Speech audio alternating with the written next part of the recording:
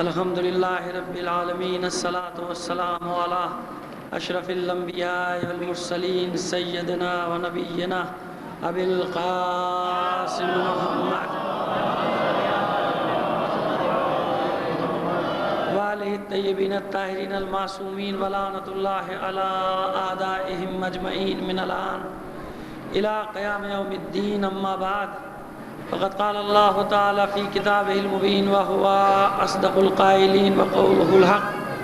بسم الله الرحمن الرحيم. إن الله يحب الذين يقاتلون في سبيله صفا كأنهم بنيان مرصوص. صلوات بھیج دیجیے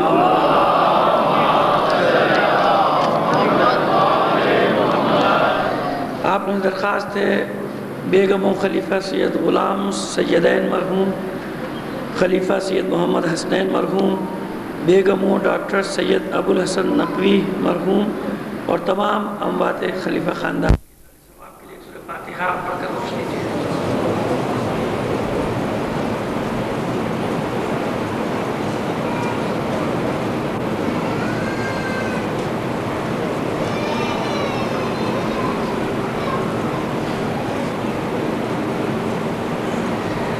صلوات بھیج دیجیے محمد علیہ محمد. ایک بار اور ذرا اس سے بہتر انداز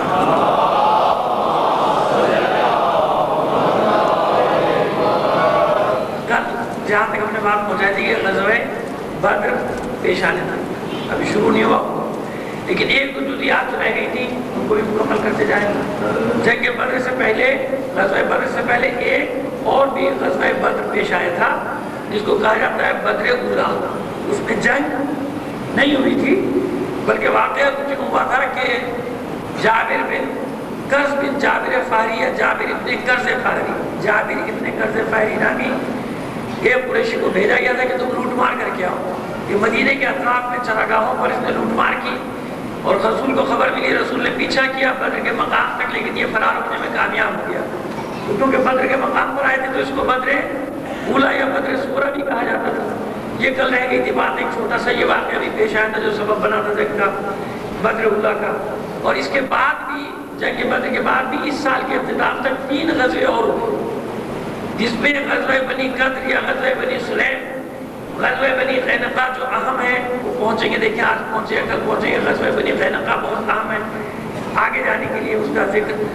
اور اس کے بعد غزوہ سویق، یعنی 2 ہجری کے آخر تک، ذی الحج 2 ہجری تک 8 غزوے اور 6 سرایا، 14 لڑائیاں، لیکن جس میں جانیں گئی ہیں، شہید ہوئے اور وہ کفار واصل جہنم میں، وہ ایک ہی جنگ ہے اور وہ ہے جنگ بدر. اس سے پہلے کسی جنگ میں قتل و غارت گری نہیں ہوئی سوائے وہ ایک عمرو بن حضرمی جس کا میں نے بتایا تھا کہ سریہ عبداللہ ابن جہش جو پیش آیا تھا اس میں وہ ایک جان ضائع ہوئی تھی. اس کے علاوہ بظاہر 14 لڑائیاں، اور ان 14 لڑائیوں میں کسی میں بھی قتل و غارت گری نہیں ہوئی سوائے جنگ بدر کے، جس میں شہید بھی ہوئے، مقتول بھی. یا ایک غزوہ سویق کہ جس میں 2 آدمیوں کو مار کر وہ بھاگ گیا تھا ابو سفیان، وہ بعد میں آ جائے گا. تو میں بتا رہا ہوں کہ کہنے کو 14 لڑائیاں، جو لوگ کہتے ہیں کہ اتنی جنگیں ہوئی. اب اسی طرح ایک اور آپ کو خلاصہ کرتا چلا جاؤں کہ جتنی بھی جنگیں ہیں 10 سال میں، یعنی ہجری 10 کے آخر تک، 11ویں ہجری میں تو کوئی جنگ ہوئی نہیں. لشکر اسامہ، جیش اسامہ جو تیار ہوا تھا، مسلمان اس کے ساتھ گئے نہیں تو ان کو اب سب کو خلافت کی پڑی ہوئی تھی، لہذا سب دوڑ کے واپس آتے تھے. رسول کہتے تھے جاؤ، پھر آنکھ کھولتے تھے، پھر دیکھا گھر پہ کھڑے ہوئے، پھر کہتے تھے جاؤ، جو نہیں گیا میں سخت ناراض ہوں. صرف مولا کائنات کو روکے ہوئے تھے، لیکن اس کے باوجود خبریں مل رہی تھی کہ اب طبیعت زیادہ خراب ہے، بیماری کا غلبہ ہے، لہذا فوراً لوگ بھاگ کے واپس آ جاتے تھے. تو 11ویں ہجری میں کوئی غزوہ نہیں ہوا، 10 ہجری تک سارے غزوات ہوئے. تو 109 لڑائیوں میں اب میں آپ کو ٹوٹل بتانا چاہتا ہوں کہ اتنا اسلام پھیلا، مشرق سے مغرب، شمال سے جنوب، لاکھوں انسان اس دور کے حساب سے حلقہ اسلام میں داخل ہوئے. 109 لڑائیوں میں ٹوٹل کتنے، دونوں کے ملا کے مقتولین کی تعداد جانتے ہیں آپ؟ اگر زیادہ سے زیادہ کی روایتوں کو جمع کر لیا جائے تو 1700 کل ملا کے ساری لڑائیوں کے، بدر سے لے کر اور جنگ موتا تک ٹوٹل جو مقتولین کی تعداد ہے 1700، اور کم سے کم کو جمع کیا جائے تو 1250. اور دنیا کہتی ہے کہ قتل و غارت گری سے اسلام پھیلا. اس زمانے میں بھی جب قبیلوں کی لڑائیاں ہوتی تھی تو 1,000 1,500 آدمیوں کو گاجر مولی کی طرح کاٹ دیتے تھے لوگ.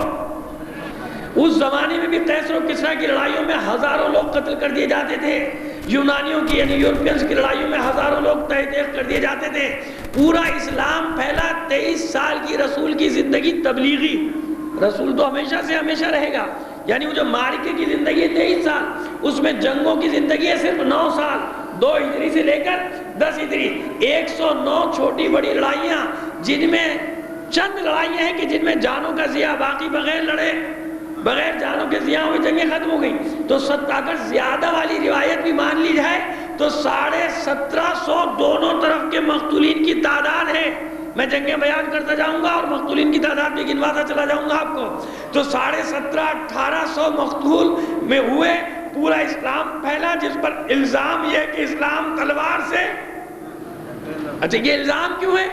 یہ بعد والی خلفاء کی ملوکیت کی تاریخوں کو لوگوں نے اسلام کی تاریخ سمجھ لیا. وہ اسلام کی تاریخ نہیں تھی بھائی, وہ ملوکیت کی تاریخ تھی. لوگوں نے اپنی حکومتوں کی سرحدوں کو بڑھانے کے لیے, مال اسباب کے لیے, مال غنیمت لوٹنے کے لیے, اسی لیے رسول جنگیں لڑتے چلے گئے. لیکن رسول کی معاشی حالت وہی تھی, مولا کائنات کی معاشی حالت وہی تھی. کوئی محل تعمیر نہیں کیا اپنے لیے کیونکہ غربت کا زمانہ ہے, قصر تعمیر نہیں کیا کیونکہ غربت کا زمانہ ہے.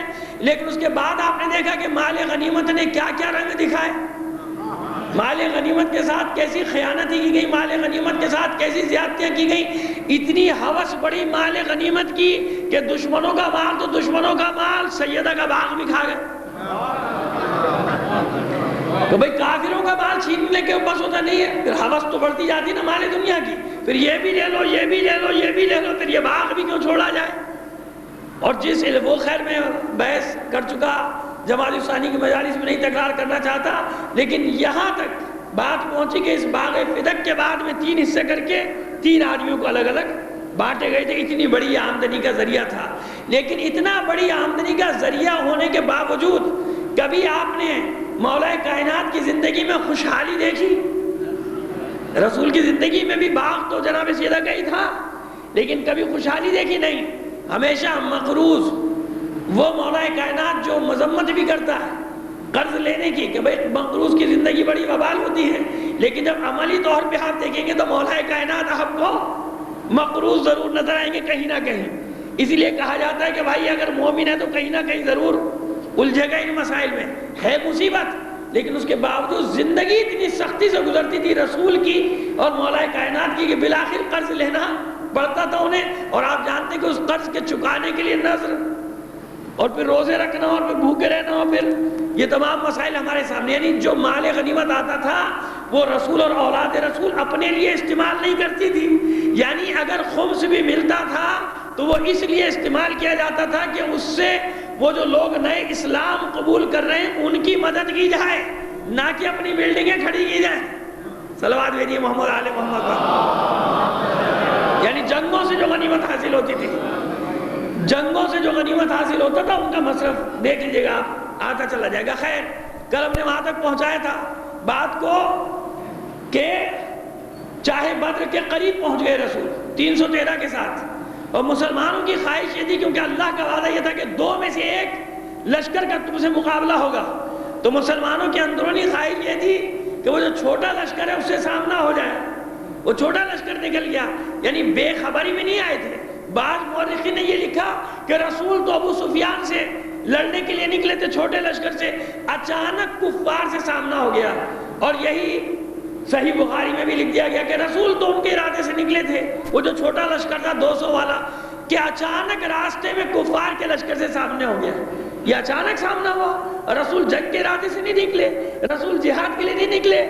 جبکہ قرآن کی آیت صراحتاً کہہ رہی ہے کما اخرجک من بیتک بالحق, جس طرح سے کہ اللہ نے آپ کو گھر سے نکالے, نہیں آپ گھر سے خارج ہوئے بالکل حق کے ساتھ. یعنی حق پر تھے آپ, نکلے جنگ کے لیے نکلے تھے, جہاد کے لیے نکلے تھے. یہ سوچ کر تھوڑی نکلے تھے کہ چھوٹا لشکر ملے کہ بڑا لشکر ملے. یہ اور بات ہے کہ قرآن نے یہ بھی بتا دیا کہ آپ کے ساتھ جو نکلے تھے تو موت کا خوف کچھ لوگوں پر ایسا تھا کہ وہ اس طرح جبری طور پر آپ کے ساتھ جا رہے تھے جیسے انہیں موت کے منہ میں دھکیلا جا رہا. اتنے ڈرے ہوئے تھے, اتنے خوف زدہ تھے. کہ جیسے موت کے منہ میں ڈھکیلا جا رہا ہے.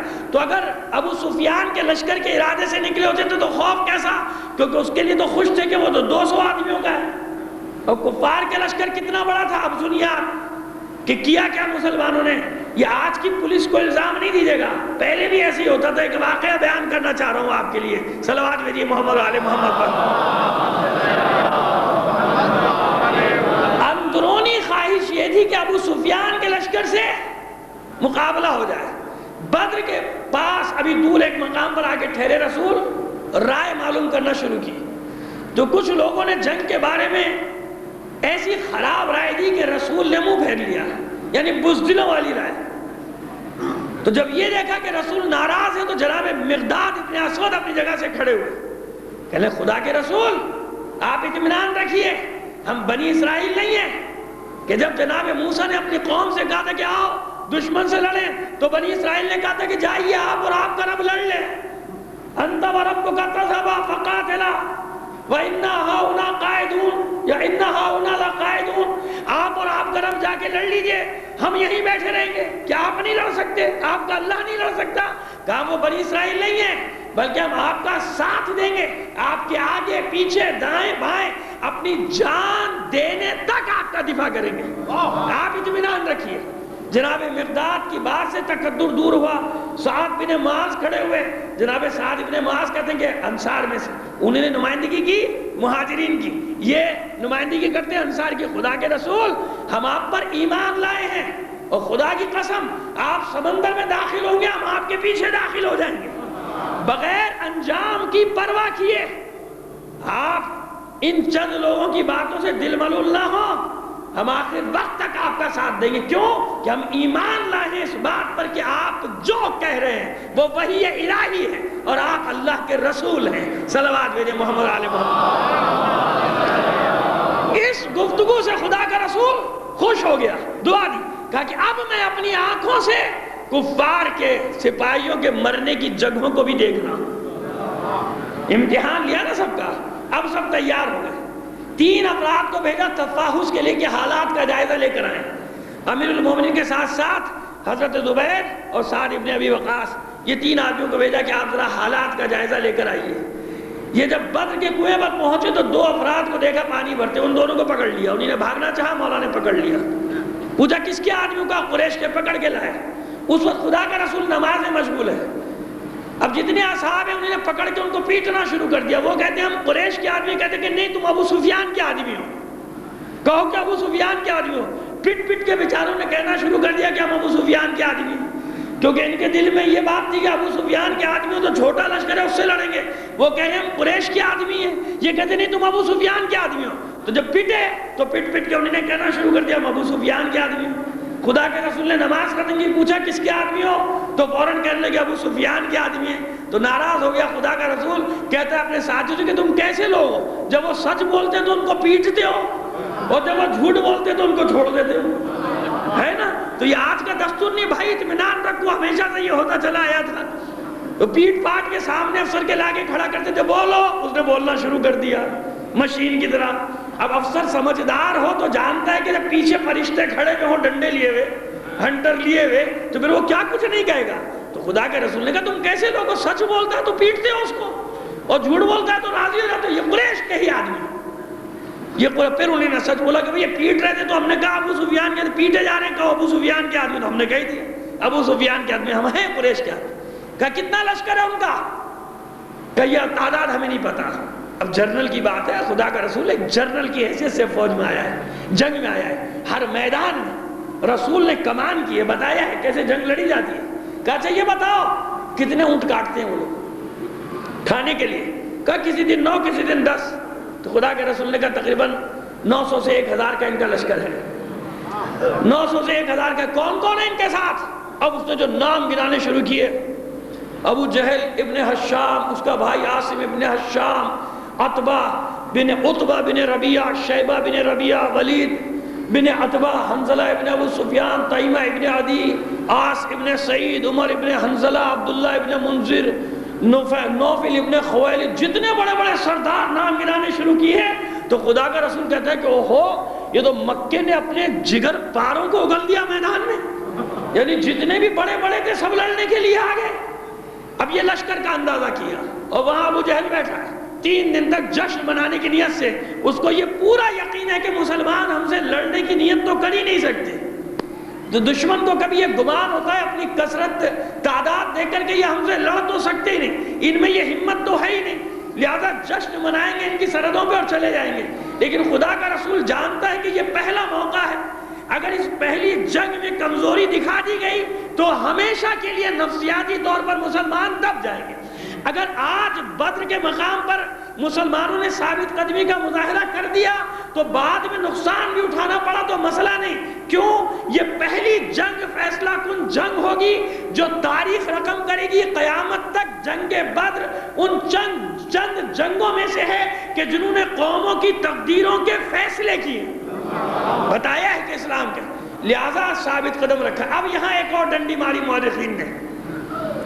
آنے کے بعد کہا ایک واقعہ سب نے نقل کرتے چلے گئے جناب رسول خدا کے حوالے سے کہ سعد ابن معاذ آگے بڑھے اور ان کا خدا کے رسول ہم آپ کے لیے ایک چھپر ڈال لیتے ہیں, پیچھے ایک جگی بنا دیتے ہیں کھجور کی ٹہنیوں کے, ایک چھپر ڈال دیتے ہیں, آپ اس میں کھڑے رہیے, جیت گئے تو بہت اچھی بات, لیکن اگر کہیں ہمیں شکست ہونے لگی تو آپ مدینے چلے جائیے گا, وہاں انصار آپ کا ساتھ دیں گے.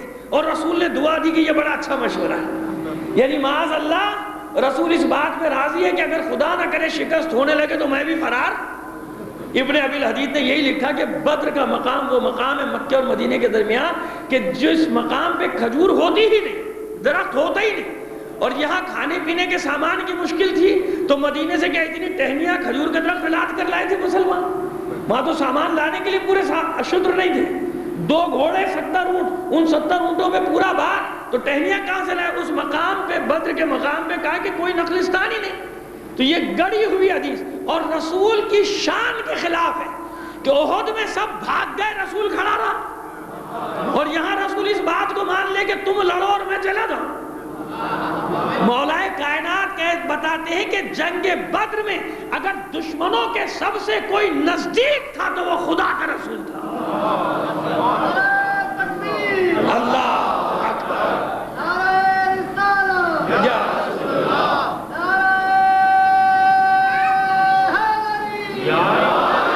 کوئی سب سے زندہ زندہ مردہ.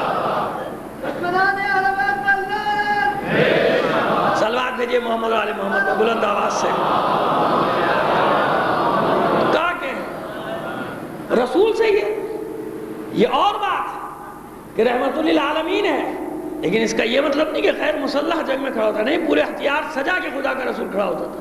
اور جب جنگ احد میں موقع ملا ہے تو جنگ احد میں جب پہنچوں گا تو بتاؤں گا بھی کہ کو زخم لگایا بھی تھا, وہ جانور نہ ہو سکا, وہ ایک ہی مقتول رسول کے ہاتھ کا پوری تاریخ میں. لیکن رسول اس لیے کہ جوش دلاتا رہا, سب چھوڑ کے جا سکتے ہیں میدان جنگ کو, خدا کا رسول چھوڑ کر جائے گا.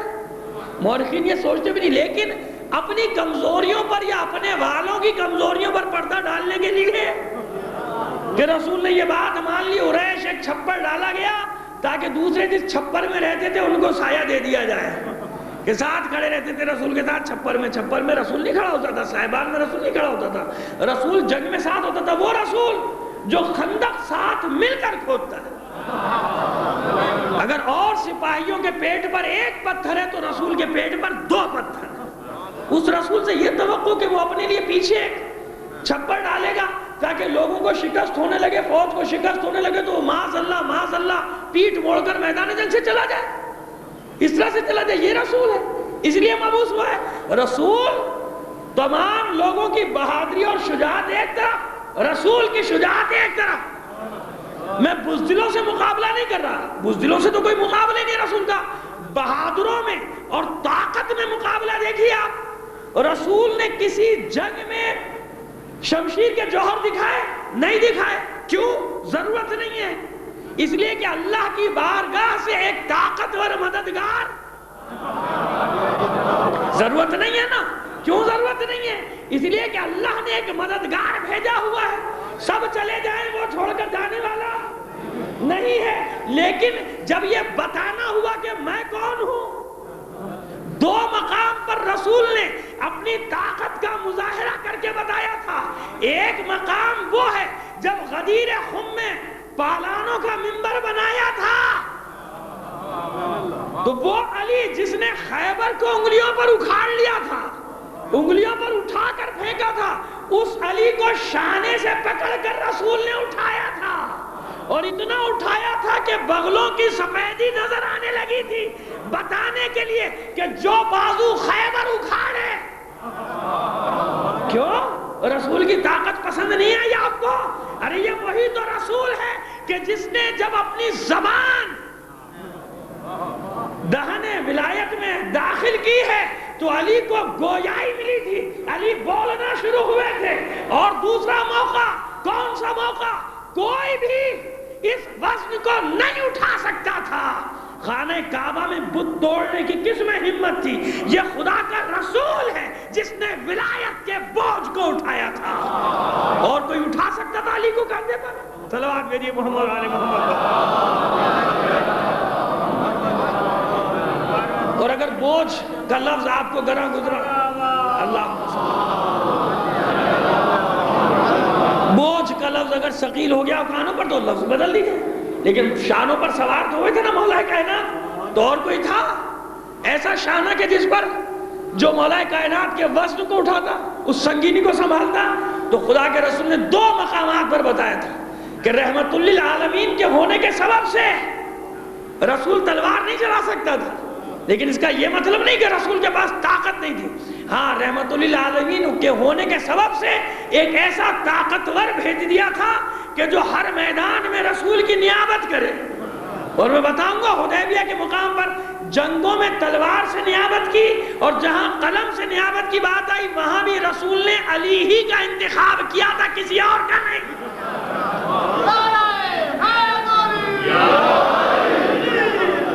دونوں لشکر سامنے آئے، 17 رمضان ہجری 2 بات چیت ہوئی. میں نے کل کیا عرض کیا تھا، اصول کیا دیا رسول نے کہ جنگ اس لیے نہیں کی جاتی، یہ تو آخری حربہ ہے، جب دشمن سر پہ آ گیا تو جنگ کی ہے. رسول حملہ کرنے مکے نہیں گئے، اسی لیے اتنی لڑائیاں ہوئی، کوئی قتل و غارت گری نہیں. اگر دشمن بھاگ گیا تو رسول بھی واپس آ گئے، اگر دشمن فرار ہو گیا تو رسول بھی واپس آ گئے. کیوں؟ معاشرے میں امن و امان قائم کرنا ہے، ایک تعلیم یافتہ معاشرے کا انعقاد ہے رسول کا مقصد. اسی لیے ہر معصوم کے سامنے جب جنگ کا میدان آیا تو ٹالتے چلے گئے، مہلت دیتے چلے گئے، یہ بتانے کے لیے کہ ہمارا مقصد جنگ کرنا نہیں، تم نے مجبور کیا ہے کہ ہم جنگ کریں.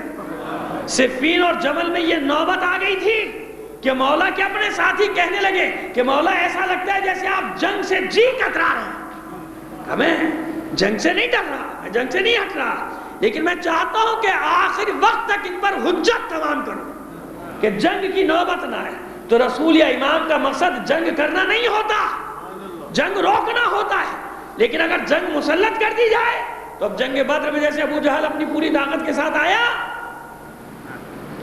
اور 3 افراد سب سے پہلے نکلے وہاں سے، اور تینوں مانے ہوئے پہلوان جن کو جگر پارے کہا خدا کے رسول نے کہ اپنے جگر پاروں کو اگل دیا مکے نے. کون کون نکلا؟ عتبہ ابن ربیعہ، ربیعہ کے دونوں بیٹے، شیبہ ابن ربیعہ، عتبہ ابن ربیعہ، اور عتبہ کا بیٹا ولید ابن عتبہ. خاندان پورا سمجھ گئے نا؟ ایک ہی خاندان ہے، تعارف کراؤں بچوں کے لیے بتا دیتا ہوں. عتبہ ابن ربیعہ ہندہ کا باپ، ہندہ جگر خارہ، ابو سفیان صاحب کی اہلیہ محترمہ. عتبہ اس کا باپ، ولید بھائی یعنی عتبہ کا بیٹا، اور شیبہ عتبہ کا بھائی یعنی ان کا چچا، ہندہ جگر خارہ کا چچا. ایک ہندہ کا باپ آیا میدان میں، ایک ہندہ کا بھائی آیا، ایک ہندہ کا چچا آیا. یہ تعارف بڑا ضروری ہے. اب آپ کی سمجھ میں آ رہا ہے کہ کیوں جناب ابو طالب پر لوگ، کیوں جناب عبد المطلب کے ذکر پہ لوگ جل جاتے ہیں. کیوں؟ اب کسی کے باپ دادا نے کچھ کیا ہو تو وہ ذکر کریں گے نا، کیونکہ اپنے باپ دادا کا ذکر کر نہیں سکتے، علی کے باپ دادا کے ذکر پہ کفر کا فتویٰ لگاتے ہیں. لاکھ کفر کے فتوے لگانا اور بات، لگاتے رہو. ہمارے پاس تو پوری ہسٹری ہے، ہم تو ابو طالب کی بھی پوری حیات طیبہ پڑھیں گے، ہاشم کی بھی پڑھیں گے، عبد المطلب کی بھی پڑھیں گے، ہم سب کی پڑھیں گے، ہمارے پاس ہے۔ اب کوئی پڑھے تو کیا پڑھے؟ مسلمان کہا پھر بھی ماضی کچھ نہیں بیان کیا کریں؟ کلمہ پڑھنے کے بعد بھی ماضی تو اسلام دشمنی ہی رہا، اب کارنامہ بیان کرے تو کیا کرے سوائے اس کے کہ کلمہ پڑھ لیا تھا صحابی ہو گئے۔ یہی ہے نا ابو سفیان کا کارنامہ، اور کیا ہے اس کے سوا کہ اس نے فتح مکہ کے وقت کلمہ پڑھا؟ کیا ہے کارنامہ ماضی کا؟ بتائیں مجھے مورخین۔ یا اسلام لانے کے بعد کون سا اس نے اسلام کی خدمت کی؟ مؤلفۃ القلوب، تاریخوں نے لکھا یہ مؤلفۃ القلوب تھے۔ مال غنیمت میں سے ان کو زیادہ اس لیے دیا جاتا تھا کہ یہ اسلام کے خلاف فتنہ نہ کرے۔ ان کا دفاع کرتے ہو؟ ان کا اسلام لانے نے کیا فائدہ دیا؟ ماضی پورا اسلام کے خلاف، اور جنہیں تم نے کافر کہا ان کا ماضی حال مستقبل، اپنا ماضی دیکھو، اولاد کی خدمات دیکھو، ابو طالب کی زندگی دیکھو، ابو طالب کے بچوں کی زندگی دیکھو۔ اس لیے کیونکہ کڑتے ہیں جلتے ہیں کہ اپنے بڑوں کا ذکر کریں گے تو یہی ذکر ملے گا کہ کوئی بدر میں رسول کے مقابلے پر آیا، کوئی احد میں رسول کے مقابلے پر آیا، کوئی خندق میں رسول کے مقابلے پر آیا، اور جب رسول نہ رہے تو کوئی علی کے مقابلے پر صفین میں آیا، کوئی حسن کے مقابلے پر مدائن میں آیا، کوئی حسین کے مقابلے میں کربلا میں آیا۔ یہ ہے تاریخ۔ یہ دو تاریخیں الگ الگ چل رہی ہیں کہ نہیں چل رہی؟ جب تسلسل سے دیکھو گے ساری چیزیں واضح ہوتی چلی جائیں گی کہ دشمنی کا سبب یہی ہے کہ ایک یا رسول کے خلاف لڑتے رہے یا رسول کی اولاد کے خلاف۔ اسلام سے پہلے رسول کے خلاف، کلمہ پڑھنے کے بعد اولاد رسول کے خلاف، یہ پوری تاریخ ہے۔ اس کے علاوہ کچھ ہے؟ صلوات بھیجیے محمد علی محمد پر۔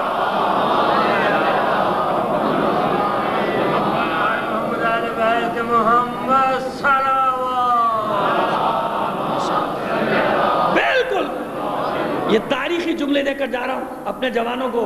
تاریخی جملے جب میں کہتا ہوں تو یہ مت سمجھے گا کہ میں کہہ رہا ہوں کہ میرا تاریخی جملہ نہیں، یعنی تاریخ کے نچوڑ کے جملے دو جملوں میں خلاصہ ہو جائے گا۔ ایک یہ تاریخ ہے، ایک یہ تاریخ۔ ایک وہ لوگ کہ جنہیں تم نے کہا کہ وہ کلمہ نہیں پڑھا، ان کی پوری زندگی خدمت رسول میں، ان کی اولاد کی زندگی خدمت رسول میں، اور ان کے مقابلے پر وہ لوگ کہ جب تک کلمہ نہیں پڑھا رسول سے جنگیں کرتے رہے، جب کلمہ پڑھ لیا تو اہل بیت رسول سے جنگیں کرتے رہے۔ یہ خلاصہ ہے، یہ چیلنج ہے۔ پڑھ لو دونوں تاریخ، دونوں خاندانوں کو الگ الگ کر کے دیکھو گے تو نتیجہ یہ نکلے گا، بس یہ نتیجہ نکلے گا۔ لہذا عتبہ بن ربیعہ، شیبہ ابن ربیعہ، ولید ابن عتبہ، یہ تینوں نکلے، مبارز طلب کیا آؤ ہمارے مقابلے پر۔ انصار میں سے 3 کو بھیجا، 2 سگے بھائی، اوف ابن حارث، معوذ ابن حارث اور عبداللہ ابن رواحہ، جن کا میں نے کل اشارہ کیا تھا جنگ موطا میں شہید ہوئے تھے۔ یہ تینوں آدمی سب سے پہلے نکلے، تینوں اجنبی ہیں۔ مکیوں کے لیے تعارف دیا، تم کون ہو؟ اپنا اپنا تعارف کرایا۔ پہلے دونوں بھائیوں نے کہا میں اوف ابن حارث، یہ معوذ ابن حارث، اور یہ عبداللہ ابن رواحہ۔ کس قوم سے ہو؟ کہا ہم انصار مدینہ میں سے ہیں۔ کہا ہماری ٹکر کے نہیں ہو، واپس جاؤ۔ غرور، تکبر، ہمارے برابر کے نہیں ہو۔ کبھی تکبر کے جملے انسان ادا نہ کرے بھولے سے بھی۔ اللہ کو جو چیز سب سے زیادہ ناپسند ہے وہ تکبر ہے، غرور، کبھی بھی نہیں۔ ابا واستکبر وکان من الکافرین، انکار کیا، غرور کیا، کافرین میں سے ہو گیا۔ کبھی غرور نہ کرے۔ اللہ انہی پیشانیوں کو بلند رکھتا ہے جو انکساری سے جھکنا جانتی ہیں۔ جو پیشانیاں انکساری سے جھکنا نہیں جانتی، پروردگار ان پیشانیوں کو سربلند بھی کبھی نہیں کرتا۔ وہی پیشانیاں اللہ کی بارگاہ میں بھی، دنیا میں بھی، آخرت میں بھی سربلند رہتی ہیں۔ ہاں ایک جگہ غرور کرنے کو پسند کرتا ہے پروردگار، اور وہ ظالم کے سامنے، ظالم حکمران کے سامنے، جابر سلطان کے سامنے جو غرور کرتا ہے تو وہ سب سے بڑی عبادت قرار پاتا ہے اللہ کی بارگاہ۔ وہاں انکساری نہیں چلتی، وہاں انکساری گناہ ہے، وہاں انکساری خوشامد ہے، وہاں انکساری چاپلوسی ہے، وہاں انکساری خوف ہے۔ وہاں سینہ تان کر کھڑے ہو جابر سلطانوں کے سامنے تو وہ عبادت ہے۔ پھر ورنہ تکبر پسند نہیں، لہذا تکبر کیا، ہمارے برابر کے بھیجو، حجت تمام کی رسول نے۔ اب جو بھیجے کون بھیجے برابر کے؟ سب سے پہلے اپنے جگر کے ٹکڑوں کو بھیجا ہے، چاہنے والا چچا جو ہمسن بھی ہے رسول کا، جناب حمزہ ابن عبد المطلب۔ اب نہ کہنا برابری نہیں ہے، صرف تمہاری قوم کے نہیں بلکہ اپنے گھر کے لوگوں کو بھیج رہا ہوں۔ ایک چچا حمزہ ابن عبد المطلب، ایک چچا داد بھائی عبیدہ ابن حارث، جناب حارث بھی چچا تھے نا، یعنی عبیدہ ابن حارث ابن عبد المطلب، یوں ہے شجرا، چچا داد بھائی لیکن سن میں رسول سے زیادہ، 70 سال کا سن ہے، ضعیف لیکن بھیجا۔ اور تیسرا شخص وہ بھی چچا داد بھائی علی ابن ابی طالب، یعنی جوان کے مقابلے میں ایک جوان، اور ان دونوں بوڑھوں کے مقابلے میں ان دونوں کو یہ بالکل کہا اب تو برابر کے ہیں۔ دیکھا ڈر بھی گئے، کہا کہ نہیں اب برابر کے ہیں۔ حمزہ اور علی کو دیکھا تو ڈر بھی گئے، لیکن اب پہلے کہہ چکے تھے کہ برابر کا بھیجو، تو اب تو ایسے برابر کے ہیں، کہا اب برابر کی ٹکر ہے۔ مولا کائنات کے حصے میں آیا ولید، حمزہ کے حصے میں عتبہ شیبہ، اور عتبہ آیا عبیدہ، جناب عبیدہ کے حصے میں۔ مولا کائنات نے پہلے زخمی کر کے قابو کیا، بھاگنے نہیں دیا۔ اس نے بھاگنا چاہا کہ زخمی ہو کر اپنے باپ کے سائے میں پناہ لے، وار کیا اور کمر سے اس کے 2 ٹکڑے کر دیے ولید کے۔ اپنے باپ تک پہنچنے سے پہلے یہ جہنم میں پہنچ گیا ولید۔ اب تو کہہ سکتے ہیں نا بدر میں مارا گیا، اب کسی کو لگے تو لگے، اب جس کا بھی بیٹا ہو گیا جہنم میں کہ نہیں گیا، اب کسی کا بھی بھائی ہو بدر کا مقتول ہے، تو اب جن کو برا لگا تھا وہ انتقام دلی میں لیے رہے۔ جب حسین شہید ہوا تو کتنے خوش ہوئے کہ آج بدر و احد کے مقتولین کا انتقام لے لیا۔ یزید کے یہ جملے موجود ہیں، یزید کا دفاع کرنے سے پہلے ان جملوں کو تاریخ میں پڑھا کرو۔ علی نے رسول خدا کے حکم پر انہیں قتل کیا تھا، اپنی ذاتی دشمنی میں علی نے نہیں قتل کیا تھا، قتل کیا، چچا کی مدد کو پہنچے، شیبہ کو قتل کیا، آواز دی مسلمانوں نے کہ آپ کے بھائی عبیدہ زخمی ہو کر گر چکے ہیں۔ ٹانگ پر وار کیا تھا عتبہ نے، ٹانگ کٹ چکی تھی، گودا بہ رہا تھا، لیکن مقابلہ کر رہے تھے جناب عبیدہ کہ مولا کائنات پہنچے، اس خبیث کو بھی عتبہ کو بھی واصل جہنم کیا، زخمی حالت میں اٹھا کر لائے۔ جناب عبیدہ کو خون بہت بہ چکا ہے، ضعیف ہے، رسول نے اپنے زانوں پر سر رکھا جناب عبیدہ کا، اور آنسو بہے رخساروں پر، آنکھیں کھولی عبیدہ نے، کہتے خدا کے رسول میرا شمار شہیدوں میں ہوگا؟ رسول نے کہا کہ ہاں عبیدہ آپ کا شمار شہداء میں ہوگا۔ سکون کا سانس لیتے ہوئے عبیدہ کہتے ہیں کاش آج ابو طالب زندہ ہوتا تو دیکھ لیتا، کاش آج ابو طالب زندہ ہوتے تو دیکھ لیتے کہ ہم نے ان سے کیے ہوئے وعدے کو کیسے پورا کیا ہے۔ اور پھر اپنے چچا ابو طالب کا شعر پڑھا جس کا مطلب یہ ہے کہ ہم محمد کو اس وقت تک دشمنوں کے حوالے نہیں کریں گے جب تک اس کے سامنے اپنی جان سے ہاتھ نہ دو بیٹے، جب تک اس کے دفاع میں اپنے بیوی بچوں کی یاد سے غافل نہ ہو جائیں، ہم اس وقت تک محمد کا دفاع کریں گے۔ مرتے وقت بھی عبیدہ اپنے چچا کو یاد کر کے بتا رہا ہے کہ میرا چچا وہ تھا کہ جس نے آخری وقت میں بھی اپنے سارے خاندان کے افراد کو بلا کر کہا تھا دیکھو خبردار محمد کی حفاظت سے غافل نہ رہنا۔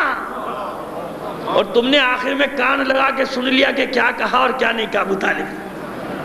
اس کے گھر والوں کو زیادہ پتا ہوگا یا تم جھوٹے مورخین کو پتا ہوگا؟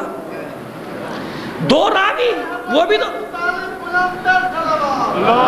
جھوٹے، 2 راوی وہ بھی جھوٹے، ان کی روایت پہ اتنا اعتبار آپ کو، اور جناب ابو طالب کے قصیدے پہ اعتبار نہیں جو آپ لکھ چکے ہیں اپنی کتابوں میں، ان کی اولاد پہ اعتبار نہیں جو اپنی اولاد کو ذمہ داری دے رہا ہے۔ واپسی میں وادی حورا کے مقام پر شہادت ہوئی، یعنی روح قفص انصری سے پرواز کر گئی۔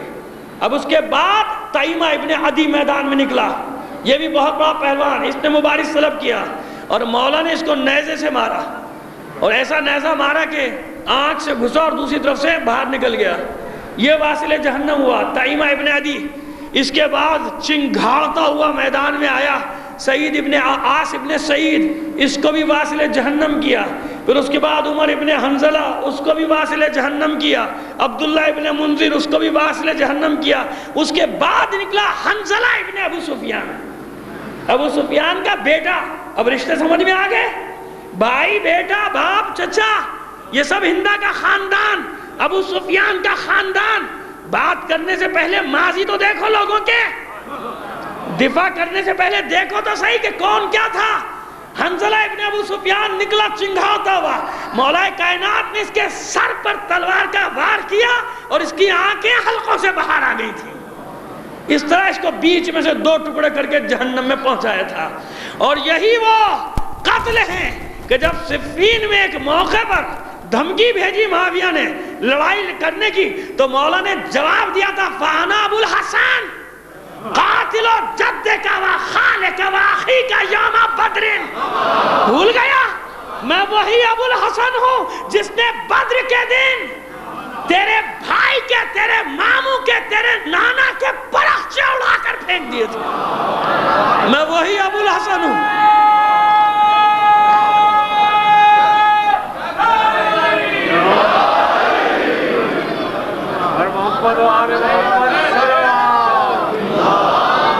میں وہی ابو الحسن، میں وہی علی اور وہی تیغ میرے ہاتھ میں ہے. مجھے دھمکی جنگ کی دھمکی دیتا ہے. میں وہی ہوں جس نے بدر کے دن تیرے بھائی، تیرے ماموں اور تیرے نانا کے ٹکڑے اڑا دیے تھے. میں وہی علی. تو وہ یاد دلایا تھا مولا نے اس کو. تو جتنے بھی قتل ہوئے، اب جب ایک ایک کر کے یہ سارے قتل ہونا شروع ہوئے، اب ابو جہل گھبرایا، جنگ مغلوبہ کا حکم دیا. جنگ مغلوبہ شروع، ادھر سے جناب حمزہ اور علی ابن ابی طالب کے حملے. 1 گھنٹے میں جنگ کا نقشہ پلٹا. ابو جہل واصل جہنم ہوا، اس کا بھائی واصل جہنم ہوا. نوفل ابن خویلد یہ عمر ابن عبدوس سے کم نہیں تھا، اور خدا کے رسول نے اس کے قتل کی دعا کی تھی. ایک جگہ نظر آیا، مولا کائنات کو آواز دی، مولا کائنات پہنچے، پہلے وار کیا اس کی ٹانگوں پر، اس کی دونوں ٹانگیں کاٹی.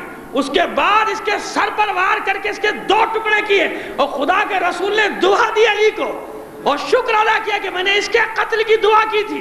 تو جتنے بھی دشمنان دین تھے 70 کفار قتل ہوئے. ایک ایک مقتول کا نام لکھا ہے کہ 70 میں سے 36 کو تنہا ابو طالب کے لال علی نے جہنم میں پہنچایا تھا. ایک ایک مقتول کا تاریخوں میں نام ہے.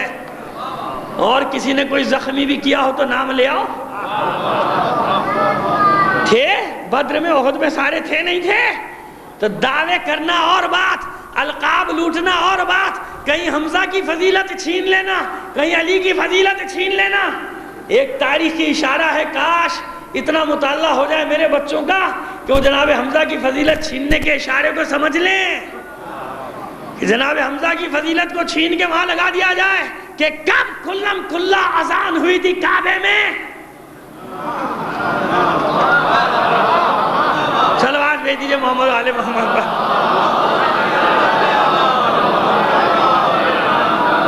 فضیلتیں چھین چھین کر کسی کا قد بڑھانا اور بات، تاریخی حقیقتوں میں آ کر بات کرنا اور بات. ہے کوئی زخمی؟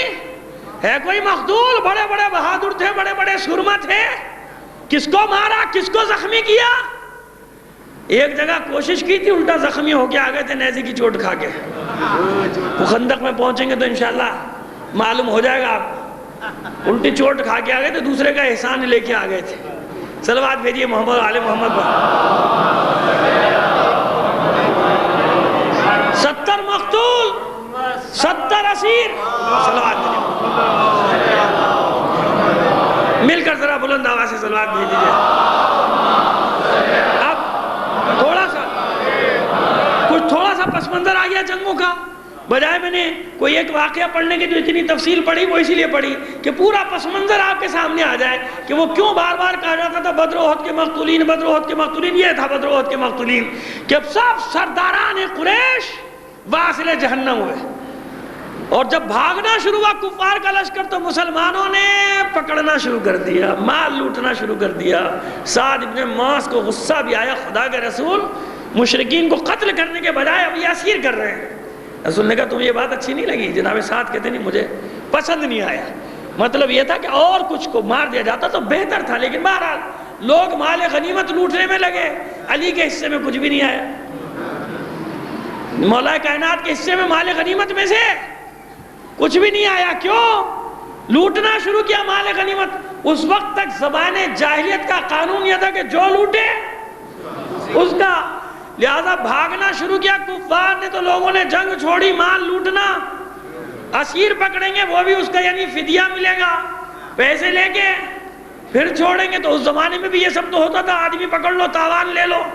صلوات بھیجیے محمد علی محمد پر۔ تو زمانے جاہلیت کا قاعدہ یہ تھا کہ جس نے مال لوٹا اس کا، جس نے آدمی پکڑا وہ آدمی بھی اس کا ہو گیا، یا غلام ہو گیا، فدیہ دے کے واپس کر لیا جائے۔ تو اس جنگ کے دوران میں نے کل بتایا تھا کہ جناب طالب بیچ جنگ سے نکل گئے تھے، جنگ میں آئے نہیں، اور جناب عباس ابن عبد المطلب، جناب عقیل یہ گرفتار ہو گئے، اور رسول نے جنگ سے پہلے کہہ دیا تھا دیکھو ابو البختری ابن حارث یعنی چچا زاد بھائی، جناب حارث کے بیٹے عبیدہ کے بھائی عقیل اور عباس، ان کو جبرن لایا گیا ہے، اگر کوئی تلوار کی زد پر آ جائے تو خبردار ان پر وار نہ کرنا۔ او جناب بعض لوگوں کے تو میٹ بگڑ گئے کہ یہ تو نہیں ہو سکتا کہ ہم اپنے بھائیوں پر تلوار چلائیں، اور آپ کے چچا کو چھوڑ دیں۔ قسم کھا کر کہتا ہے کہ اگر میرے سامنے آ گئے تو میں تلوار کا وار کروں گا، تو خدا کا رسول ناراض ہوا تو میرے چچا کو مارے گا۔ یہ رسول کا جنگ شروع ہونے سے پہلے روکنا بتا رہا ہے۔ رسول کسی کافر کے قتل سے نہیں روکتا۔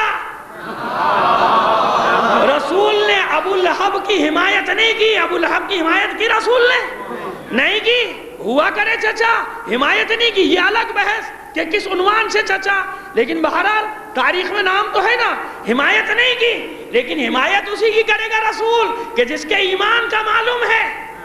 آ جائیں خبردار ان پر تلوار نہ اٹھانا، قیدی بنا لیا گیا۔ مال غنیمت رسول نے کہا ایک جگہ اکٹھا کرو، لوگوں کے منہ اتر گئے۔ یہ کیا ہوا؟ کہا کہ وہ زمانے جاہلیت کا حکم تھا، یہ تھوڑی ہوگا کہ دوسرا تلوار سے لڑ رہا تم مال اکٹھا کر رہے ہو، مال جمع کرتے پھر رہے ہو، سب کا ہوگا، اکٹھا کر دو ایک جگہ۔ کعب عبداللہ ابن کعب کو نگران بنا دیا، یعنی اتنا خطرہ ہے کوئی لیٹ لوا کے نہ چلا جائے، یہ آپ کی نگرانی میں سارا مال غنیمت آپ رکھیے اپنے پاس۔ تمام مردوں کو ڈلوایا، چاہے بدر میں، بدر کے کنویں میں 14 مسلمان شہید ہوئے، جس میں یہ دونوں بھائی بھی، اوف اور ماوس ابن حارث، یہ دونوں بھی شہید ہو چکے ہیں۔ 14 مسلمان جس میں سے 6 مہاجر 8 انصار، 14 مسلمان شہید ہوئے، 70 سے 72 کا ان کا ذکر، سب کو بدر کے کنویں میں ڈلوا دیا۔ اب دیکھیے آپ، مورخ سمجھتے ہیں کہ عام انسان کا جذبہ ہے، لیکن رسول رسول ہوتا ہے، ہر حالت میں رسول ہوتا ہے۔ رسول کبھی جذبات سے مغلوب نہیں ہوتا کہ جذباتی کیفیت سے مغلوب ہو جائے۔ رسول نے بدر کے کنویں میں منہ ڈال کر آواز دی، میں نے اپنے رب کے وعدے کو سچا پایا، تم نے کیسا پایا؟ اور نام لے لے کر پکارا ابو جہل کا اور دوسرے سرداروں کا، سنو اب میرے اللہ نے جو مجھ سے وعدہ کیا تھا میں نے اسے سچا پایا، تم نے کیسا پایا؟ تو مسلمانوں نے حیرت سے کہا کہ خدا کے رسول آپ مردوں سے بات کر رہے ہیں، یہ کیا سمجھیں گے؟ تو رسول نے پلٹ کر کہا کہ یہ تم سے زیادہ میری بات کو سمجھتے ہیں۔ بتا دیا، اسی وقت بتا دیا کہ مرنے کے بعد بھی پہنچتا رہتا ہے، ثواب بھی پہنچتا رہتا ہے، عذاب بھی پہنچتا رہتا ہے، اور اگر نہیں پہنچتا تو پھر برا کیوں لگتا ہے آپ کو؟ ارے مر گئے ہم کچھ بھی گئے، جب وہ فاتحہ نہیں پہنچی تو یزیدوں کو لعنت بھی نہیں پہنچے گی، آپ کیوں گھبرا رہے ہیں؟ جب کہنے کا کوئی ثواب ہی نہیں ہمیں تو برا کہنے کا بھی کوئی عذاب نہیں ہوگا، آپ کو کیا پریشانی ہے؟ صلوات بھیجیے محمد علی محمد۔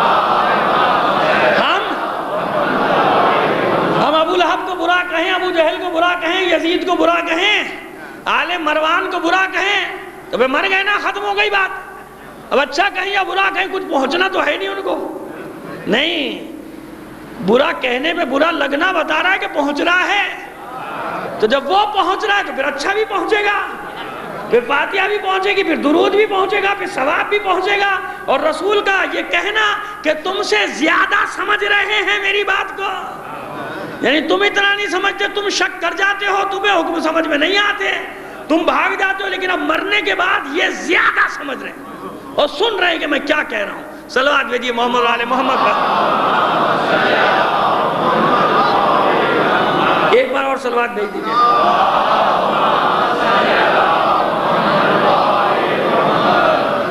واپس پلٹا کاروان. مدینے سے پہلے لوگوں میں بے چینی شروع ہو گئی مال غنیمت کی کہ مدینے پہنچ کے اور مدینے والے بھی نہ شامل ہو جائیں. لہذا پھر رسول نے کہا اچھا چلو راستے میں بانٹ لو سارے. راستے میں بانٹ دیا گیا, اسیروں کو لے جایا گیا اور بتا دیا کہ جس کے پاس جو اسیر ہے وہ اس کی ذمہ داری ہے خود بھوکے رہنا مگر اس کا پیٹ بھرنا. مصعب ابن عمیر کا بھائی عزیز ابن عمیر بھی اسیروں میں آیا ہے. جناب مصعب ابن عمیر کی نظر پڑی اور کہا اس انصاری سے جس کے پاس ہے یہ, کہا کہ دھیان سے رکھنا اس کی ماں کے پاس بہت پیسہ ہے, اس سے فدیہ لیے بغیر آزاد مت کرنا. تو بھائی حیران ہو کر کہتا ہے کہ تو میرا بھائی ہو کہ میرے لیے یہ سفارش کر رہا ہے؟ کہا کہ میرا بھائی تو نہیں, میرا بھائی یہ انصاری ہے جو اسلام قبول کر جو. یہ تو تھا اسلام کا معیار, لیکن وہی عزیز ابن عمیر کہتا ہے کہ یہ تو تھا معیار کیونکہ یہ اس کے اسلام کا تقاضا تھا, لیکن میں نے اپنے اس انصاری بھائی کو دیکھا کہ یہ اپنے آگے کا خرما بھی مجھے کھانے کو دیتا تھا, یہاں تک کہ مجھے شرم آئی کہ یہ بھوکا ہے اپنا کھانا مجھے دیتا رہتا ہے. میں نے اس کو واپس کیا شرم سے, پھر اس نے مجھے لوٹا دیا کہ نہیں رسول کا حکم یہ ہے کہ خود بھوکے رہنا, قیدیوں کو کھانا کھلانا. اور یہاں تو قیدیوں کا مال بھی لوٹ لوٹ کے کھا جاتے ہیں, کتنی مشکل سے پہنچایا جاتا ہے. نہ لو قیدیوں کیا ہے, اگر کہیں میرا پیغام پہنچ رہا ہے تو وہاں پہنچانا چاہ رہا ہوں کہ نہ لو قیدیوں کیا ہے. رسول نے کہا کہ نہیں دیکھو تم بھوکے رہنا, قیدیوں کو بھوکا نہ رکھنا. تو آگے قیدی تو وہیں پر ہی اسلام قبول کرنے کو تیار ہو گئے, لیکن اپنے بال بچے وہاں یرغمال بنے ہوئے, کسی کا کاروبار کسی کی دکان, لیکن کچھ لوگوں نے قبول کر لیا. 68 افراد کو لیے ہے کہ فدیہ دے کر چھوڑا گیا. اب سنیے آپ تعویل احد کی تعویل کہ احد میں بھاگے تھے, کیوں بھاگے تھے؟ معاذ اللہ نام نہیں لینا چاہتا, پڑھ لیجیے گا تاریخ تبری میں جنگ بدر کے اسیروں کے واقعات تو نام خود مل جائیں گے. حالانکہ تاریخ نے لکھا ہے, خلدون نے لکھا ہے, لیکن میں لوں تو مجرم بن جاؤں گا, میں نام نہیں لے رہا. تو وہ لکھتے ہیں کہ صاحب جب یہ رسول نے طے کیا کہ فدیہ لے کر چھوڑ دیا جائے تو یہ بات اللہ کو ناگوار گزری, اور جب میں دوسرے دن پہنچا تو میں نے دیکھا کہ رو رہے ہیں رسول اور ایک اور صاحب بھی رو رہے ہیں. تو میں نے پوچھا کہ کیوں رو رہے ہیں؟ اگر کوئی رونے کی اچھی بات ہے تو میں بھی روؤں, آپ کے ساتھ کوئی رونے میں فائدہ ہو تو میں بھی روؤں. تو خدا کے رسول نے کہا کل جو ہم نے یہ طے کیا تھا کہ فدیہ دے کر اسیروں کو چھوڑا جائے تو یہ بات اللہ کو ناگوار ہوئی. اور ایک آیت کی تلاوت جو کسی اور موقع کی اس کی کہ اللہ کے رسول کو یہ زیبا نہیں کہ وہ بغیر لڑے لوگوں کو اسیر کرے اور فدیہ لے کر قیدیوں کو چھوڑے, کسی اور موقع کی آیت کی تلاوت کر دی. کہا اسی وجہ سے عذاب آیا احد میں, وہ عذاب کی آیت, عذاب آیا احد میں اور صحابہ کو بھاگنا پڑا. یعنی ان اسیروں کو فدیہ لینے کی وجہ سے اپنا قصور نہیں تھا, یہ تو اللہ نے فیصلہ کر لیا تھا کہ احد میں بھاگو تم. اب دیکھیے ٹیکنیکل کتنی بڑی غلطی. آج فدیہ کا فیصلہ ہوا ہے, اب وہ اپنے گھر والوں کو پیغام بھیجیں گے, وہاں سے مکے سے رقم آئے گی. تاریخ نے یہ لکھا کہ 2 مہینے کے بعد فدیہ آئے ہیں, کسی کے 3 مہینے کے بعد فدیہ آئے ہیں. یہ واقعہ ہے دوسرے دن کا. تو جب دوسرے دن آیت آ گئی تھی تو رسول کو فیصلہ واپس لے لینا چاہیے تھا, فدیہ کے بغیر ہی چھوڑ دینا چاہیے تھا یا قتل کر دینا چاہیے تھا. بھائی جب منع ہو گیا, آج فیصلہ کیا, کل آیت آ گئی, دیکھیے ہے نا ٹیکنیکل غلطی. لیکن ظاہر کے پیر تو نہیں ہوتے نا, جب آدمی جھوٹ بولتا ہے تو جھوٹ کے تو پاؤں نہیں ہوتے. اب مورخ یہ لکھ رہا ہے, آگے لکھ بھی رہا ہے کہ فلانا اتنے مہینے کے بعد, فلانا اتنے مہینے کے بعد رہا ہوا. آیت آئی دوسرے دن تو ابھی رہا تو نہیں کیا فدیہ لے کر, فیصلہ بدل لیا جائے. وہی الہی آ گئی کہ نہیں فدیہ نہیں لیا جائے گا, یا یوں ہی چھوڑا جائے گا یا قتل کیا جائے گا. یہ 2 مہینے انتظار کیسا, اور سب کو فدیہ لے کر جانتے ہیں کہ آیت آ گئی پھر بھی فدیہ لے کر چھوڑا جا رہا ہے. یعنی پہلے سے پیش بندی کی مورخین نے, کیونکہ اب اگلی جنگ لکھنا ہے, جنگ احد میں بھاگیں گے سارے چھوڑ کر, تو یہ تعویل کر دیا کہ معاذ اللہ اس میں بھی رسول ہی کی معاذ اللہ خاکم بدہن وہ ایک غلطی تھی جس کی وجہ سے احد میں صحابہ کو بھاگنا پڑا, فرار ہونا پڑا اور پہاڑ پر چڑھنا پڑا تھا. نام نہیں لکھا, بس یہ لکھا کہ انہوں نے کہا کہ بہت سارے صحابہ کو پہاڑ پر چڑھنا پڑ گیا تھا. صلوات بھیجیے محمد علیہ محمد. 1000 درہم سے لے کر 4000 درہم تک فدیہ غربت اور امارت دیکھ کے طے کیا گیا. جناب عباس نے اپنا بھی، جناب عقیل کا بھی اور ہاشمیوں کا بھی فدیہ دیا. پھر رسول نے کہا جائیے آپ کی ڈیوٹی وہیں ہے، ڈیوٹی ہے، چھوڑا ہے وہاں پر، ایسے تھوڑی. اور سنیے جناب ام الفضل کا کارنامہ، پتہ نہیں آپ نے سنا ہے کہ نہیں سنا، مجھے نہیں معلوم، لیکن میں تو تاریخی تسلسل سے پڑھ رہا ہوں کہ ابو لہب مرا کیسے تھا ملعون. ابو لہب مرا کیسے تھا؟ ابو لہب ایسے مرا تھا کہ جب شکست کی خبر پہنچی تو اس کو یقین نہیں تھا کہ کیسے ہو سکتی ہے شکست، اتنے بڑے بڑے لڑنے والے گئے. اس نے اپنی نیابت میں کسی کو بھیجا تھا جو میں نے کل عرض کیا تھا کہ مال کے بدلے کے مال، جب تو چلا جا میں یہاں پر رہوں گا. تو ام الفضل وہاں پر ہیں، جناب ام الفضل وہیں پر موجود ہیں. ابو البختری ابن حارث اور ان کے دوسرے بیٹے جناب حارث کے وہ وہاں پر موجود ہیں. جناب عباس کے دوسرے بھائیوں کے بیٹے موجود ہیں، کعبے میں بیٹھے ہیں. اور جب اس کے سامنے یہ خبر ملی تو ہاشمی خوش ہوئے، خود بخود خوش ہوئے یہ خبر سن کے کہ چلو اچھا ہوا ان کی پٹائی ہوئی، قتل ہوئے ہیں. تو ابو لہب ابو البختری کے سینے پر چڑھ گیا غصے میں، یہ خبر سن نہ سکا. تو جناب ام الفضل نے خیمے کی چوب اکھاڑ کر اس کے سر پر ماری تھی، اس کے سر کو شگاف کر دیا تھا. 7 دن تک تڑپتا رہا اور پھر واصل جہنم ہوا تھا. اور اس کو کھینچ کر لے جا کے پھینک دیا گیا تھا کھڈے میں، کیونکہ اتنی بو تھی کہ کوئی قریب نہیں جا سکتا تھا. رسی باندھ کر اس کو کھینچا جا رہا تھا. صلوات بھیجیے محمد علیہ محمد. کیونکہ اس کا بدر سے براہ راست کوئی تعلق نہیں تھا، اس لیے میں نے، کیونکہ کہیں کہیں آ جاتا ہے واقعہ تاریخ میں، اس لیے میں نے نقل کر دیا کہ میرے ذہن سے نہ نکل جائے. تو جناب ام الفضل جناب عباس ابن عبد المطلب کی زوجہ کا یہ کارنامہ ہے کہ اتنے بڑے دشمن دین کو واصل جہنم کرنے میں ان کا حصہ ضرور ہے. زخمی انہوں نے کیا، بعد میں وہ مر گیا. اسیروں کو چھوڑا گیا، اور جو غریب ہیں اب پڑھے لکھے لوگوں کا انتخاب کیا کہ ٹھہرو مدینے کے بچوں میں سے 10 کو پڑھاؤ، پڑھنا لکھنا سکھاؤ، آزاد. اور جو یہ بھی نہیں کر سکتے خدا کے رسول نے انہیں ویسے ہی آزاد کر دیا. کہ جاؤ قیدیوں کے حقوق بتائے کہ دیکھو قیدیوں کا یہ حق ہے، قیدیوں کا یہ حق نہیں ہے، یہ شجاعت نہیں ہے کہ جو تمہارے قبضے میں آ گیا، جو تمہارا قیدی بن گیا اس کو گولیوں سے اڑا دو.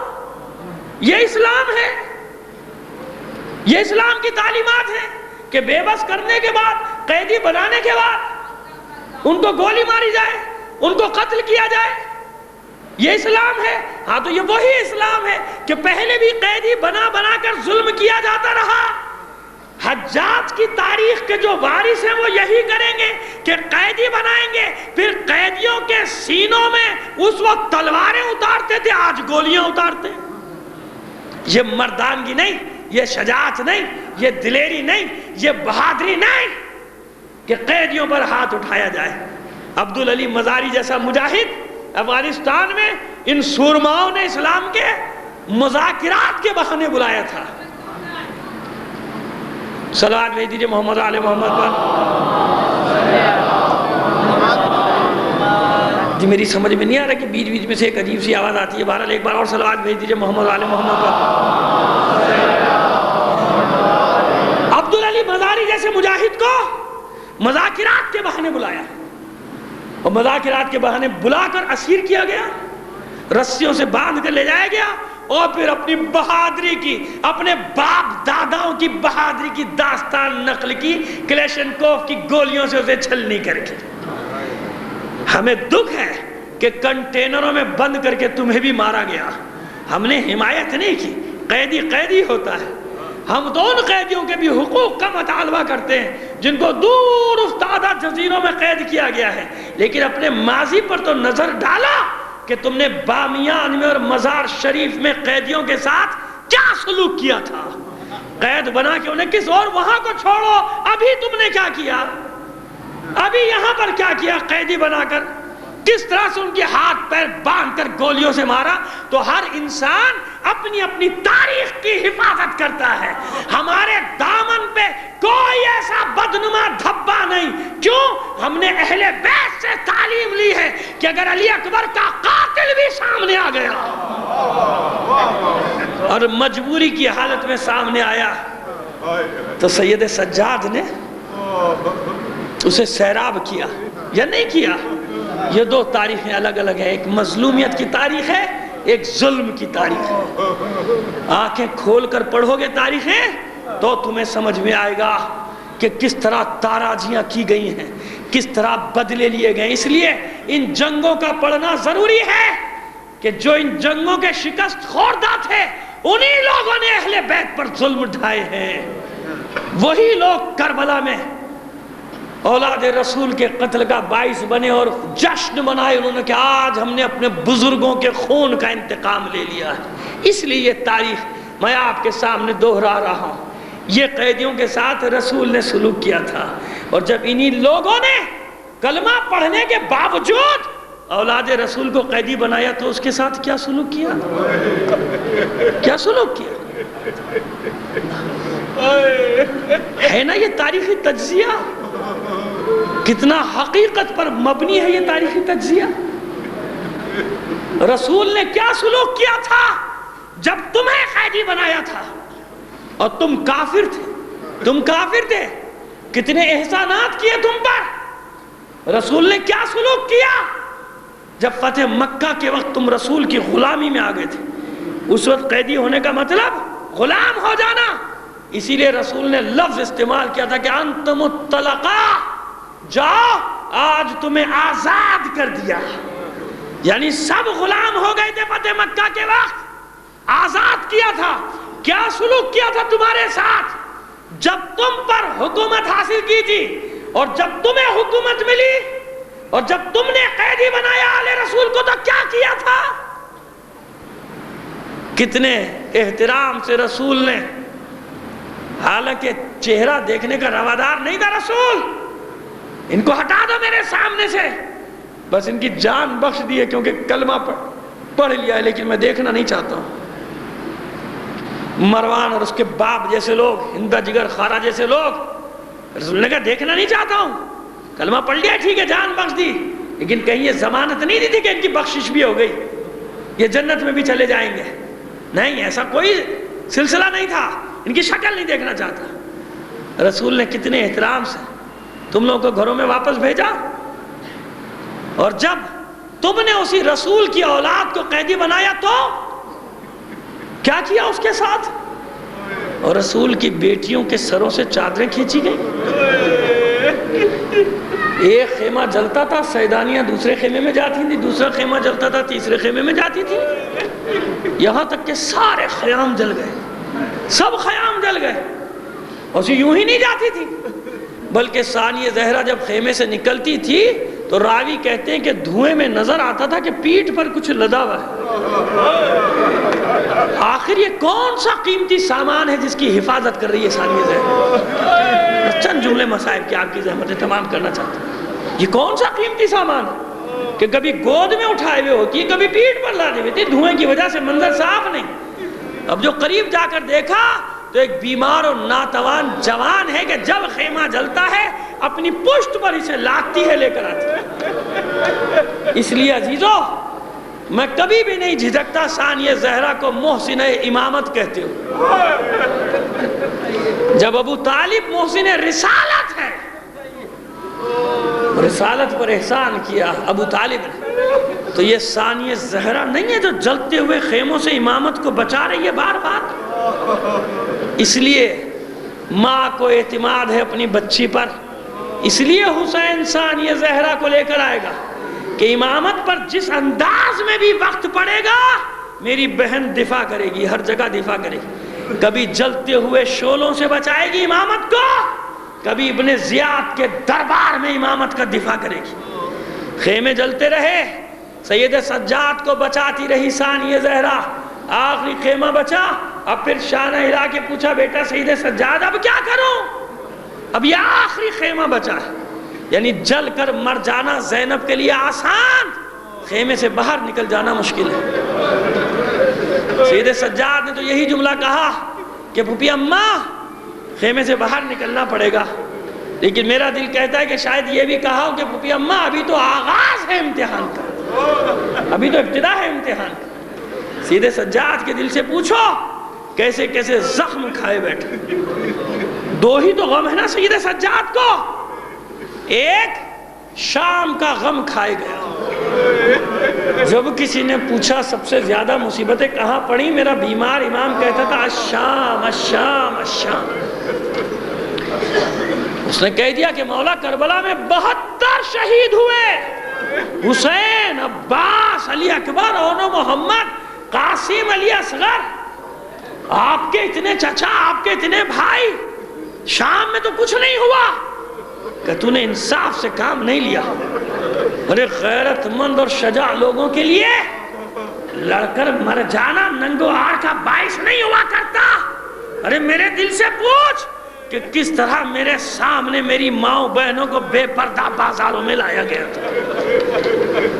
ہمارے لیے یہ آر کا باعث تھا کہ ہمارے سامنے ہماری ماں بہنوں کو، اور جو جملے ہیں روایت کے عزیزوں، بس میں کس طرح سے نقل کروں کہ اس طرح بازاروں میں لایا گیا تھا جیسے کنیزوں کو لایا جاتا۔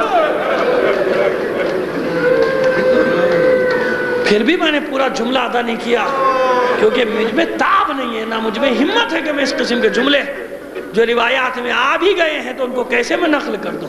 حد ادب اجازت نہیں دیتی۔ اس سے آگے کے جملے اگر ہیں بھی تو نقل نہیں کیے جانے چاہیے عزیزو۔ کیسے نقل کر دیں ان ہستیوں کے بارے میں؟ ان جملوں کو اگر راویوں نے ان کو تحریر بھی کر دیا تو ضروری نہیں کہ جو ہر بات تحریر کر دی جائے اسے نقل بھی کر دیا جائے، نہیں عزیز۔ ایک یہ شام کا غم اور ایک اپنے بابا کی پیاس کا غم کھائے جاتا ہے۔ جب کسی بازار سے گزرتا تھا سید سجاد، قصاب گوشت پر کپڑا ڈال دیا کرتے تھے، کہیں سید سجاد کی نظر نہ پڑ جائے، اور اگر کبھی نظر پڑ جاتی تھی تو میرا بیمار امام آگے بڑھ کر پوچھ لیتا تھا، بھائی یہ بتا جب تو اس جانور کو ذبح کر رہا تھا تو نے پانی دیا تھا؟ اور وہ دست بستہ عرض کرتا ہے، مولا مسلمان ہوں، کیسے ہو سکتا ہے کہ جانور کو ذبح کروں تو ذبح کرنے سے پہلے اسے پانی بھی نہ پلاؤں؟ بس میرا مولا کربلا کا رخ کر کے کہتا تھا، ہائے میرا مظلوم بابا حسین، کیا کربلا میں ایک بھی مسلمان نہ تھا کہ فرزند زہرا کے خشک گلے پر خنجر چلانے سے پہلے 2 بوند پانی کے ٹپکا دیتا؟ ارے کیسی پیاس تھی حسین کی کربلا میں جو سید سجاد کو یاد رہی۔ علی اصغر بھی پیاسا تھا، علی اکبر بھی پیاسا تھا، سکینہ بھی پیاسی تھی، لیکن قیامت تک جب پیاس کا ذکر آتا ہے تو حسین کی، اور حسین نے بھی آپ سے یہی کہا کہ عیشیو جب کبھی ٹھنڈا پانی پینا اپنے حسین کی پیاس کو ضرور یاد کرنا۔ کتنا پیاسا تھا حسین عزادارو، کربلا میں جتنا پیاسا حسین تھا کوئی بھی اتنا پیاسا نہیں تھا۔ جب علی اکبر میدان سے پلٹا تھا، اپنی زبان بابا کے منہ میں دی تھی، گھبرا کے واپس نکالی تھی، کیا کہا تھا؟ بابا آپ کی زبان میری زبان سے بھی زیادہ خشک ہے۔ جب زلجنہ قتل حسین کی خبر لے کر آیا تھا، بیویوں نے زلجنہ کو اپنے حلقے میں لے کر ماتم شروع کیا تھا۔ ایک چھوٹی سی بچی نکلی تھی باہر، آئی تھی، زلجنہ کے گلے میں باہیں ڈال دی تھی، اپنا منہ زلجنہ کے منہ پہ رکھ کے پوچھتی تھی، بابا کے زلجنہ بس اتنا بتا دے، جب شمر کا خنجر میرے بابا کے گلے پر چل رہا تھا کسی ملعون نے میرے بابا کے گلے میں پانی بھی ٹپکایا تھا یا نہیں؟ الا لعنت اللہ علی القوم الظالمین۔